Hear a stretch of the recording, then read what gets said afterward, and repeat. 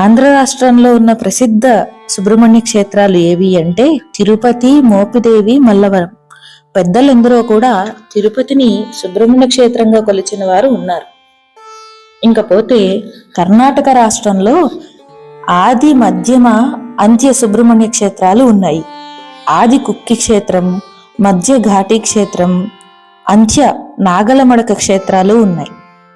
ఆరుముఖములతో జన్మించిన కుమారస్వామిని తమిళీయులు మురుగన్, ఆరుముగన్ అని పిలుస్తుంటారు. ఈయనని షణ్ముఖుడు అని కూడా అంటాం కదా.